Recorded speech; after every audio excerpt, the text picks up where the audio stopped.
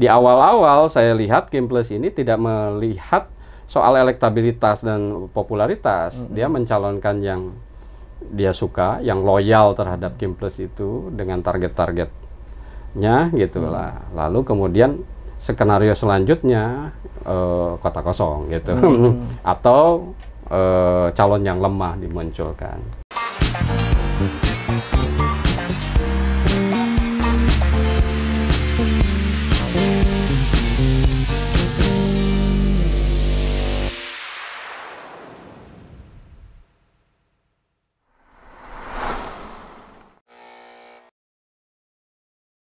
Langsung aja nih ya.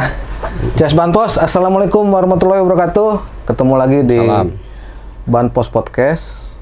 Kali ini kita kedatangan akademisi yang sudah banyak kita tulis juga sebenarnya ini. Kita sambut Bapak Usep M. Ahyar. S. Ahyar. Saiful Ahyar. Saiful Ahyar. Ada S-nya itu biar itu dingin. saya juga sering nanya itu S itu apa? Soalnya banyak di media itu kan ditulis cuma S-nya aja. Saiful Ya. Saiful Ahyar, ya. Siap. Selamat datang Kang di Banpos Podcast. Terima kasih sudah diundang. Ya. Assalamualaikum warahmatullahi wabarakatuh. Waalaikumsalam. Sehat Kang ya? Alhamdulillah. Ini apa namanya, bukan cuma wartawan nih sekarang yang banyak mengikuti perkembangan soal pilkada ya. Akademisi juga kan, karena ini secara keilmuan kan pasti menarik juga ya. Ya. Tapi saya pengen tahu nih, pertama saya pengen Kang Usep ini menggambarkan pilkada Banten ini kalau kalau diramu dalam satu kata, apa kira-kira? Satu kata aja. Satu kata. Ya. Apa ya? Kalau menurut saya anti klimaks. Anti klimaks. Ya. Alasannya apa tuh? Jadi gonjang-ganjingnya itu tidak terus gitu. Seperti udah selesai gitu. Iya. Ketika Golkar bergabung dengan PDIP mendukung Airin. Kan menurut saya kalau diteruskan itu saya kira agak menarik gitu. Tapi layu sebelum berkembang gitu. Kalau diteruskan menurut saya agak ramai karena memang akhirnya Airin melawan dengan skenario pusat gitu ya. Dan itu skenario pusat itu selesai ketika putusan MK 60 ada gitu. Dan akhirnya dengan ada putusan itu, putusan MK ya, misalnya dengan menurunkan threshold dan kemudian soal usia itu jadinya koalisi Kim Plus itu dan versus non Kim Plus itu menjadi selesai, menjadi tidak relevan lagi gitu. Nah, makanya ketika itu Golkar ya yang bagian dari Kim Plus itu akhirnya kembali ke habitatnya gitu, ke jalan yang benar, ke jalur gitu. Awalnya ya. Ke jalur awal gitu.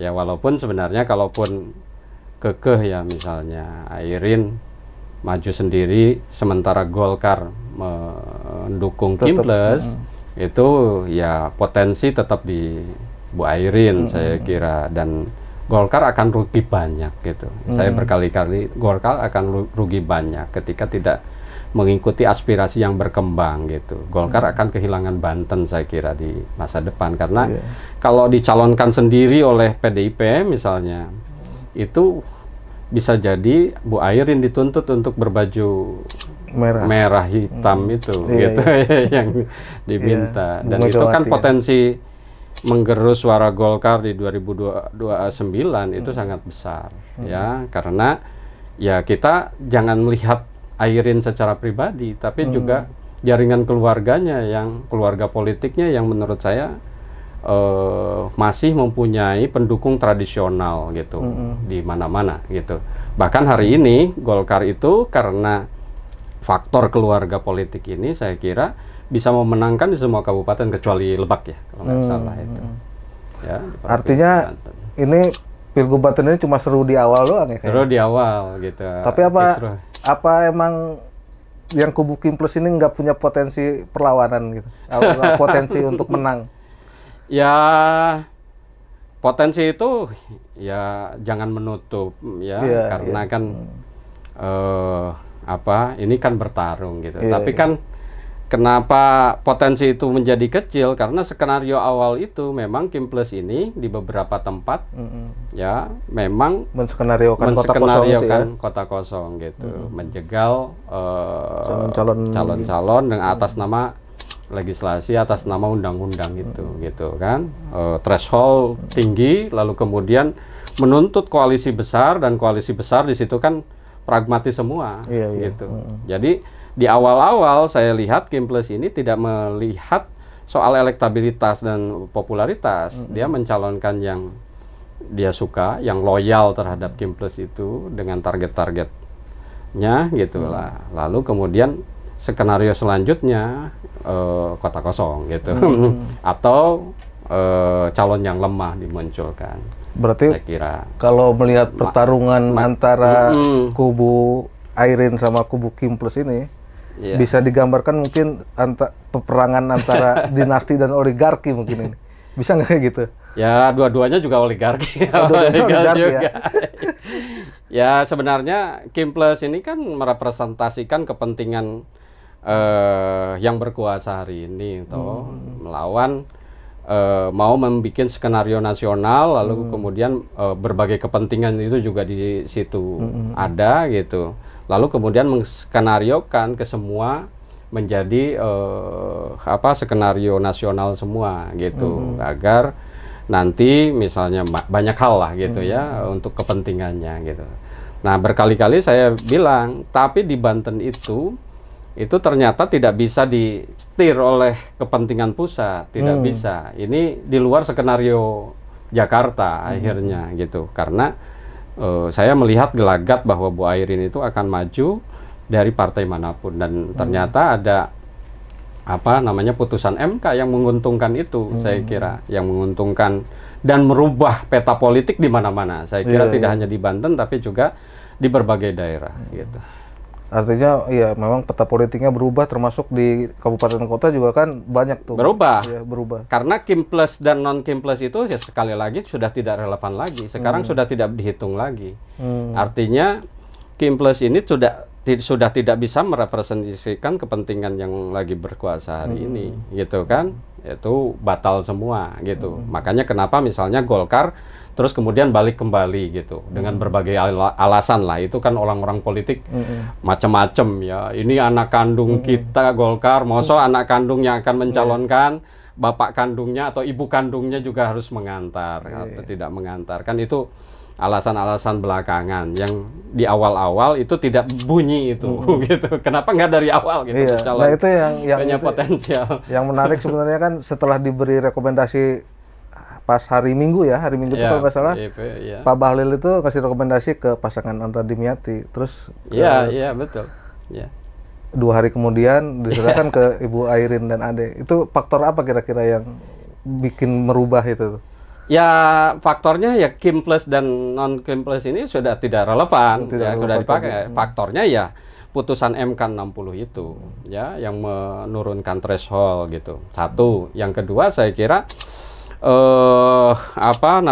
dugaan atau analisis Golkar yang kemudian menurut saya tepat ya, bahwa jika dia tidak mendukung Bu Airin, itu Banten bisa lepas suaranya, nanti itu bisa turun. Nah itu ya saya kira ya Golkar harusnya bisa membaca itu gitu, karena kan di daerah itu ya saya hari ini ya, per hari ini itu faktor-faktor keluarga itu menjadi masih sangat dominan gitu. Jadi pemilih-pemilih Golkar itu ya pemilih yang punya kaitan dengan jejaring keluarga Bu Atut ya, dalam hal ini Bu Airin dan Pak Wawan dan itu sangat kuat ya. Sangat kuat saya kira, masih kuat lah sekarang ini gitu. Ya buktinya kan beberapa belakangan walaupun misalnya Bu Atut, Pak Wawan misalnya itu mempunyai kasus ya dengan KPK, tapi kemudian juga kan masih menang di mana-mana. Itu realitasnya gitu. Dan Golkar saya kira itu juga akan bisa melihat ya. Sebenarnya kalau menurut saya ya di awal-awal itu juga, kalaupun misalnya kakinya ke Kimples gitu, tapi tidak sungguh-sungguh melepas Bu Airin juga. Tanda-tanda itu terlihat, saya kira. Bu Airin masih menggunakan atribut Golkar, segala macam, masih kuning dan seterusnya gitu ya.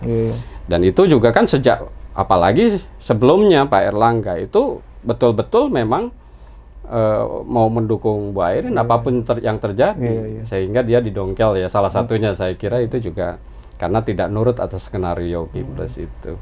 Nah, tapi setelah itu kan menjadi melonggar, karena kalau tidak dilonggarkan, ya misalnya parlemen ini kekeh misalnya menolak putusan MK 60, saya kira ya yang terjadi bukan hanya soal pilkada akhirnya, tapi juga akan mengancam soal kekuasaan ini, bisa jatuh sebelum transisi, sebelum 20 Oktober gitu. Jadi itu kan yang menurut saya ini arus yang tidak bisa ditolak oleh elit-elit politik yang punya skenario besar itu, saya kira. Gitu. Ya, tapi kan walaupun putusan MK sudah keluar dan revisi undang-undang dibatalkan, itu kan tadi itu Golkar sempat memberikan rekomendasi kepada Pak Andra dan Nimyati kan. Ya. Tapi belakangan kan suara-suara dari masyarakat Banten itu kan makin banyak ya, termasuk kita juga pernah nulis itu yang Ratu Banten melawan Raja Jawa gitu kan. Nah, artinya kan tadi Pak Usep bicara soal perlawanan gitu kan. Nah, apa ini ada konteksnya antara perlawanan yang digaungkan masyarakat Banten ini dengan keputusan akhir Golkar memberi dukungan akhirnya kepada Bu Airin? Iya, perlawanannya sebenarnya secara menyeluruh ya Bang Daeng. Jadi secara menyeluruh bukan hanya di di Banten, tapi juga kan di wilayah-wilayah lain juga gitu. Itu kan sebenarnya mungkin itu juga mengambil momentum yang kebetulan keseleo gitu. Ada soal Raja Jawa itu yang Pak Bahlil. Iya, itu jadi momentum juga ya. Ya, saya kira itu kan sebenarnya menguatkan gerakan ini kan. Kebetulan momentumnya pas gitu. Rakyat sedang melawan itu dan kemudian membuat satu terminologi untuk simbol yang dilawan gitu sebagai musuh bersama. Ya karakter-karakternya mirip itu kan, mau memaksakan kehendak walaupun sebenarnya undang-undang tidak menghendaki itu. Ya kan, undang-undang itu dipaksa untuk diubah gitu untuk memuluskan kepentingannya kan. Begitu yang dibaca itu, sehingga muncul terminologi Raja Jawa itu, orang yang kuat dan memaksakan kehendak dengan cara legal, makanya disebut legal otoritarianisme gitu ya. Jadi dia itu mengubah konstitusi, membuat aturan untuk melegalkan kepentingannya. Itu kan menurut saya memang karakternya akhirnya otoriter ya. Soal Raja Jawa itu akhirnya kan sindiran terhadap feodalisme, terhadap otoritarianisme. Kan yang dilawan itu otoritarianisme. Kebetulan keseleo soal Raja Jawa itu yang akhirnya itu memicu juga daerah-daerah melakukan simbolisasi perlawanan dengan misalnya di Banten itu Ratu versus Raja Jawa, lalu kemudian mungkin di Makassar juga ada ya. Daeng melawan ya kan. Saya baca itu Makassar tidak tunduk gitu ya terhadap Raja Jawa. Mungkin di Papua orang Papua asli tidak tunduk. Itu kan sebenarnya momentum untuk melawan otoritarianisme, bukan arti melawan Raja Jawa dalam sesungguhnya gitu. Ya kan nggak ada Raja Jawa kan. Raja Jawa hanya simbol aja di Jogja dan di Solo kan. Tapi karakter otoritarianismenya itu kan ada gitu. Nah, Bahlil salah menyebut bahwa ada kelompok atau keluarga yang memaksakan kehendak yang saya nggak tahu, Pak Bahlil yang tahu persis gitu, tapi kira-kira ada keluarga ya yang modelnya seperti raja gitu, memaksakan kehendak dan kalau dilawan bahaya gitu kan istilahnya. Macam-macam kita kata. Dan ternyata setelah masyarakat melawan itu Pak Bahlil juga melawan juga kan dengan memindahkan atau sebenarnya kehendaknya itu sudah melonggar kalau menurut saya, sehingga Kimples dan versus non Kimples itu sudah tidak relevan gitu karena memang ya itunya sudah melonggar gitu karena banyak yang melawan ya soal versus Raja Jawa ya macam-macam itu Raja Jawa itu, tapi sebenarnya itu lawan terhadap otoritarisme. Nah, kalau itu menguat terus, saya kira jargon itu, terminologi Raja Jawa versus Ratu dan seterusnya, mungkin akan dipakai untuk kepentingan politik praktis. Tapi kan ini kan selesai ya, akhirnya tidak meneruskan lagi. Sekarang juga misalnya Pak Jokowi itu menganggap bahwa itu gerakan masyarakat yang normal, yang kemudian itu apa namanya bagian dari demokrasi, lalu kemudian misalnya korban-korban atau yang ditahan atas aksi-aksi itu terus kemudian diperintahkan untuk dikeluarkan. Ya saya kira ya itu bagus lah saya kira, karena memang berkepentingan juga agar turunnya itu ya soft landing lah kira-kira, atau kalau tidak jangan turbulence lah kira-kira gitu, atau tidak hard landing banget lah gitu ya gitu kan. Ini juga kan menjelang akhir yang menurut saya harus ada batas gitu ya. Terus gerakan juga kan ketika itu diakomodasi soal revisi dan lainnya terus juga kemudian jangan berhenti, karena itu dianggap memberikan kesempatan ya bagi partai-partai yang lain atau bagi munculnya calon-calon lain, sehingga demokrasi berkembang di berbagai tempat itu gitu kan. Tapi kan gambaran besar Kim Plus itu ketika kalau yang saya baca ini ya, memaksakan untuk calon-calon tertentu supaya kota kosong, itu kan kebanyakan yang isu yang berkembang kan supaya bisa mensinergikan program-program presiden berikutnya dengan Presiden Prabowo kan, ketika nanti kebijakan-kebijakan daerah dengan presiden. Nah, bagaimana dampaknya nanti ketika itu narasinya toh yang itu narasi yang dibangun kan. Nah, bagaimana dampaknya tidak berhasil. ketika berhasil. Nah, tapi kan ketika nanti misalnya taruhlah Bu Airin menang di Banten, itu bagaimana dampaknya nanti kepada kebijakan-kebijakan pusat atau kebijakan Prabowo di sebenarnya narasi itu menurut saya agak absurd juga gitu, karena kita ini kan punya sistem gitu. Jadi narasi itu kan agar sinergi dengan daerah itu kepentingan-kepentingan elitnya. Ya kan akhirnya begitu. Kan kita punya sistem sebenarnya. Sinergi itu sudah ada, hubungan pusat daerah, lalu kemudian bagaimana sistem pusat, provinsi, desentralisasi otonomi itu kan ada batas-batas masing-masing. Semua sudah diatur sebenarnya, dari partai apapun yang menang di wilayah itu saya kira sudah diatur dalam prinsip-prinsip pemerintahan yang adil, yang bersih, yang yang tatanan yang bagus gitu. Itu saya kira sudah ada sebenarnya sistem itu. Jadi tidak perlu takut juga gitu. Ya contohnya belakangan juga kan misalnya tidak selalu sama partainya dari pusat sampai daerah itu, karena memang tidak bisa disamakan gitu loh.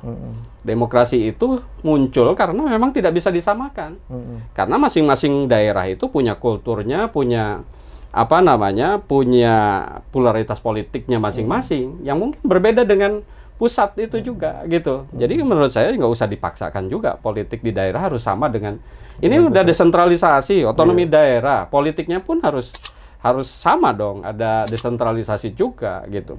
Jadi di mana wilayah-wilayah itu misalnya partai tertentu di sini gede dapatnya, tapi di wilayah lain kecil, nggak apa-apa gitu, dibiarkan saja. Atau masyarakat itu menginginkan ini gitu, tapi jangan dipaksakan gitu dari pusat. Itu saya kira nggak masalah gitu dalam sistem ketanegaraannya itu tidak masalah. Justru yang masalah itu ketika mau diseragamkan, sehingga misalnya narasi tentang nanti agar mudah itu, ya agar mudah menyetir kepentingan-kepentingan kelompok itu gitu di daerah. Itu kan yang menurut saya absurd gitu loh argumentasinya dan narasinya itu. Aneh ya. Iya, nggak ada sistem ketatanegaraan yang benar gitu. Itu sistem dibangun untuk bikin rambu-rambu ya. Lah iya kan gitu. Iya. Nah, tapi ya itu soal Pilgub Banten itu tadi ketika sejak awal itu kan elektabilitas Airin memang tinggi akhirnya, sehingga itu jadi pertimbangan Golkar juga mungkin kan untuk kembali mengambil anak kandung. Anak kandung. Narasinya gitu. Barang bagus ini kan. Barang bagus. Bagus ya. Barang bagus ini, kan. Nah, tapi di kubu satunya, kubu Andra Dim ini, kira-kira apa yang harus dilakukan untuk bisa menyaingi pasangan Airin Ade ini? Ya harus kerja keras saya kira memang ya. Oh, ini kan udah keluar di kalangan gitu ya, di medan pertempuran ya saya kira memang harus ya kalau mau mengimbangi saya kira juga harus bekerja. Ya sekarang dalam pilihan langsung itu kan prinsipnya kan one person one man one vote one person gitu kan. Jadi sama kan nilainya suara profesor satu dengan mohon maaf ya kalau masyarakat pengangguran lah misalnya satu sama aja kan, sama-sama satu. Jadi memang kalau menurut saya ya yang paling pokok dalam pilihan langsung ya harusnya micro targeting gitu. Bahkan sekarang nano targeting gitu. Harus satu-satu door to door. Tidak bisa sekarang misalnya kalau bahasa orang marketing itu menembak dengan basoka saja, tapi harus dengan pistol. Satu-satu basoka itu kan ke atas yang ngasih peringatan bahwa ada gua nih. Ada gua nih lagi nyalon gitu. Tapi harus didatangi satu-satu. Karena itu keputusan itu ada di masing-masing person itu. One man, one person, one vote, ya kayak gitu. Jadi satu suara, satu orang, satu suara, satu. Kayak gitu. Karena keputusan itu juga bahkan di keluarga itu juga kan berbeda-beda antara satu dengan yang lainnya. Nah, cuman yang harus diingat memang saat ini itu pragmatisme politik itu gede gitu. Besar sekali ya, menjadi tren gitu ya. Nah, memang partai-partai politik atau calon-calon itu sesungguhnya harusnya dibawa ke arah pemilih yang rasional harusnya. Jadi soal gagasan gitu. Jadi ini juga soal gagasan saya kira juga harus dibangun juga sama Andra dan yang lain saya kira Bu Airin juga. Jadi saya sebenarnya ingin mengatakan bahwa momen pilkada ini baik di kota ataupun di provinsi itu juga harusnya itu momentum untuk beradu gagasan bagaimana memajukan Banten ke depan, masyarakat Banten ke depan ya dengan berbagai problematikanya. Dan itu kan harus menurut saya menjadi alat juga komunikasi dengan masyarakat ya. Itu di masyarakat rasional agar masyarakat itu dibawa pada pemilih yang lebih rasional gitu. Nah, seperti itu kan harusnya melakukan pemetaan sebelumnya agar dia tidak melakukan komunikasi yang miss gitu antara pemilih dengan yang mau dipilih dengan calon gitu. Ya kan harus tahu perilaku pemilih akhirnya gitu. Nah, seperti saya sering mengumpamakan itu, jangan seperti menjual radio ke orang budak gitu. Jadi menjual sesuatu ke orang yang tidak memerlukannya, jangan begitu. Politik kita itu kan seringkali begitu tuh, seperti menjual radio ke orang budak, karena tidak paham tentang problematika masyarakat dan masyarakat maunya seperti apa, gitu loh. Nah itu satu ya, jadi menurut saya itu yang dan itu harus mikro. Dan pendekatan-pendekatan lain juga kan, tapi harus harus diingat bahwa ada beban dan kewajiban kalau menurut saya para politisi itu dan partai politik itu untuk mendidik, melakukan voter education juga gitu ya, melakukan pendidikan politik juga. Jangan mentang-mentang mau nyalon asal mau menang saja gitu dengan segala cara.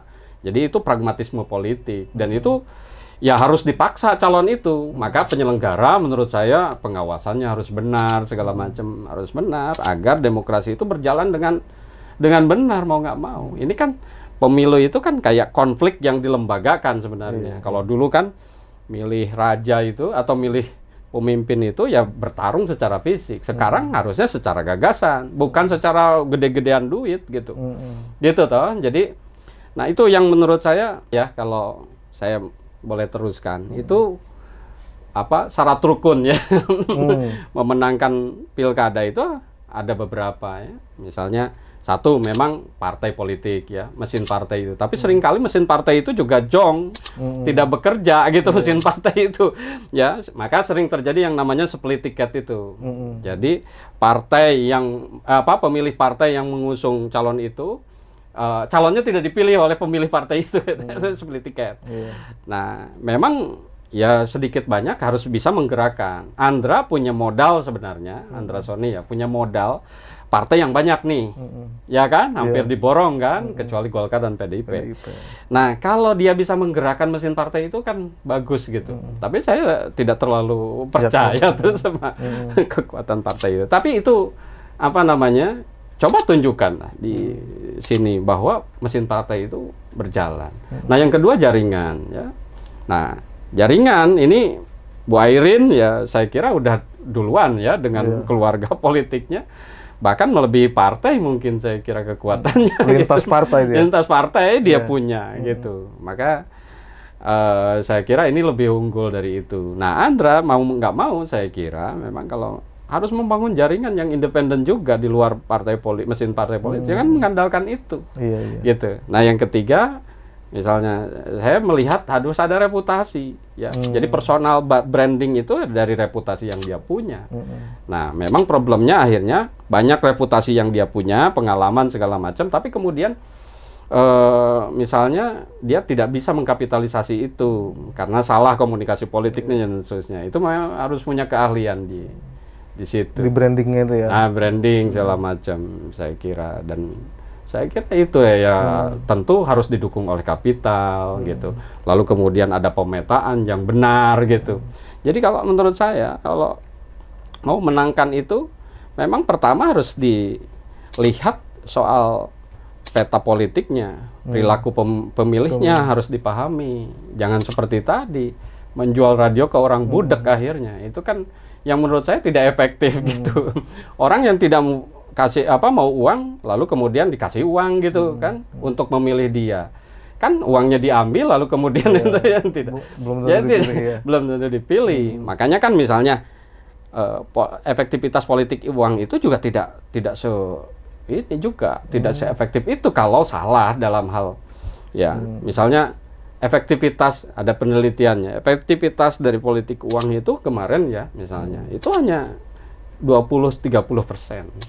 Misalnya nyebar 15.000, ya dapatnya suara 5.000. Karena memang ya tidak ada faktor ketiga, reputasi gitu. Ini kan variabelnya banyak di masyarakat itu yang harus para calon dan para tim sukses itu memahami tentang perilaku itu gitu ya, sehingga dia bisa memetakan gitu. Dan saya kira ya kemarin saya dengar ya, misalnya dari visi misi itu Bu Atut memang Bu Airin itu dari pemetaan yang mungkin ya temuan kita juga begitu, pendidikan, kesehatan, infrastruktur, itu ya lapangan kerja gitu kan. Jadi memang masyarakat itu juga ada variabel itu yang diinginkan gitu.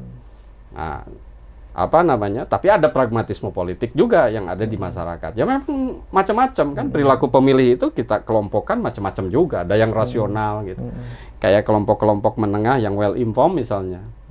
Yang informasi bagus gitu. Itu tentu ya butuh dipahamkan tentang apa yang hendak kalian lakukan jika kalian jadi nanti, atau apa kelayakanmu gitu, tunjukkan ke kami bahwa kamu itu layak untuk dipilih oleh kita gitu, ya kan? Nah, yang gitu-gitu juga ada gitu, yang punya idealisme itu variabelnya banyak, makanya harus dipahami dan itu ada ilmunya toh sebenarnya.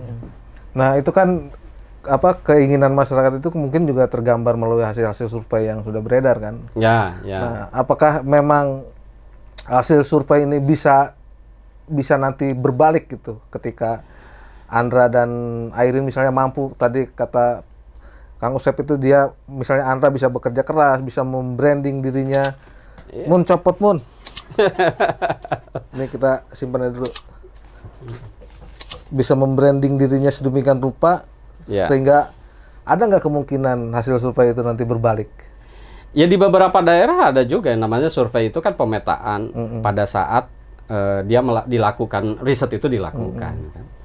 Perubahan ya ada. Dalam survei itu biasanya kan kita juga biasanya menganalisis sampai agak dalam. Misalnya kita memetakan pemilih itu yang sudah memilih itu, yang sudah menentukan pilihan, itu di dalamnya itu juga macam-macam. Kalau dikorek ke dalamnya, ada loyal voters ya. Jadi orang yang memang dia apapun yang terjadi pada pada calonnya, apapun yang terjadi tetap milih itu, atau ada intervensi dari lawan politiknya tetap saya milih Bang Daeng misalnya kan gitu. Itu loyal voter. Sudah setia gitu. Mau apapun godaannya setia dia ke itu. Tapi juga kan ada swing voters juga. Jadi sudah menentukan tapi dia masih bisa berubah. Masih bisa berubah gitu ya. Nah, itu berubah macam-macam. Ada pragmatisme politik misalnya dengan uang, atau ada yang misalnya ada program yang lebih bagus. Kalau politik biasanya orang rasional itu berada di situ tuh swing voter, dan bahkan mungkin sampai akhir juga swing gitu ya. Artinya ya ketika misalnya di debat nanti bagus atau enggak gitu loh kan. Gitu ya, programnya bagus atau tidak. Kita masih nunggu itu swing itu biasanya. Ada undecided voters gitu yang belum menentukan. Biasanya kalau kita survei ya di saat ini ya dia sudah menentukan ya, tapi swing dan loyal gitu. Tapi ada yang belum menentukan, tidak tahu, tidak jawab, banyak juga seperti itu. Nah, tapi kan ini juga kan yang seperti ini itu kan bisa dilihat kadarnya berapa persen segala macam ya. Ada yang swingnya kenceng banget, ada yang loyal juga kenceng banget, ada yang ya bisa undecidednya juga kenceng. Ya gitu, ada yang macam-macam itu Bang. Dan itu saya kira memang ya harus memahami itu ya, di mana karakter seperti apa usianya gitu.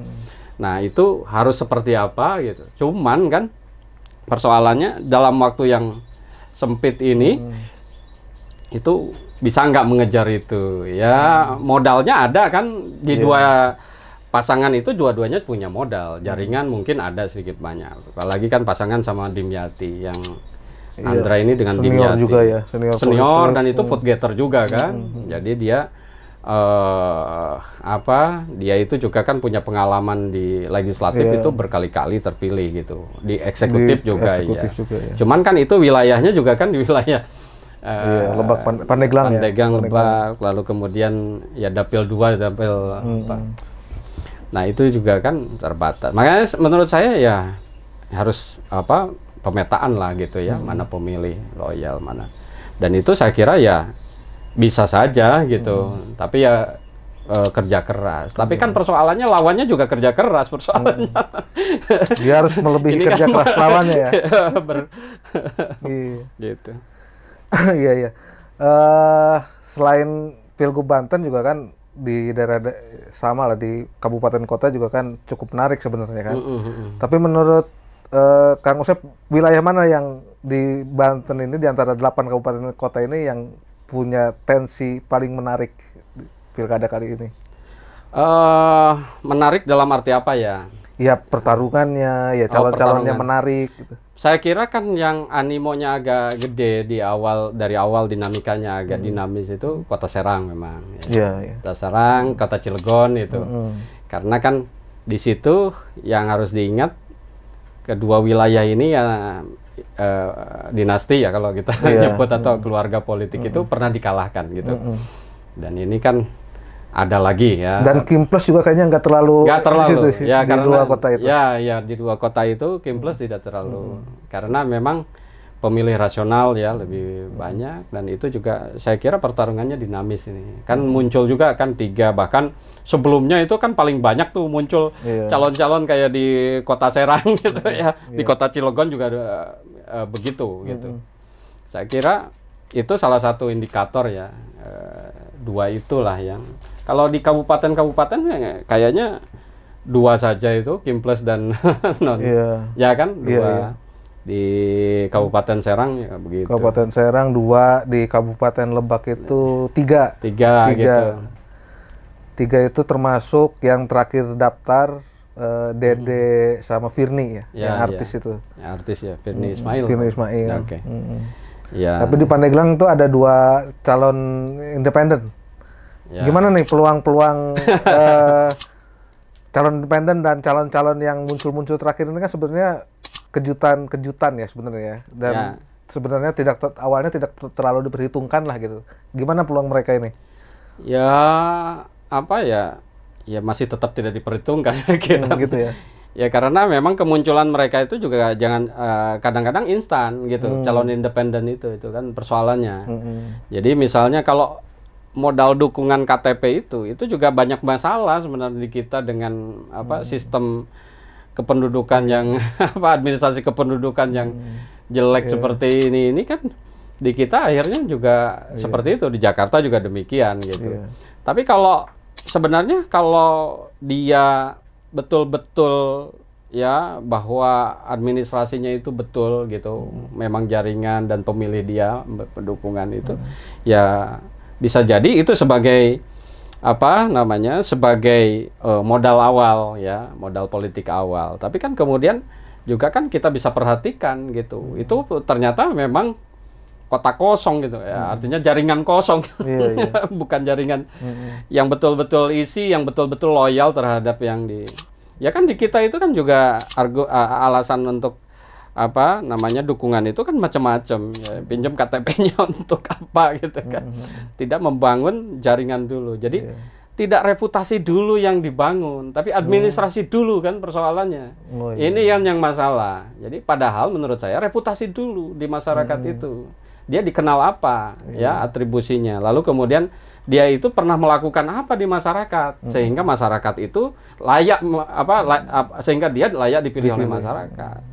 Tapi administrasi dulu gitu, KTP-nya dulu, nanti dibangun atribusinya gitu. Bahkan membangun reputasi pasti nggak bakalan dapat ya, mengingat waktu saya kira. Jadi agak berat kalau menurut saya.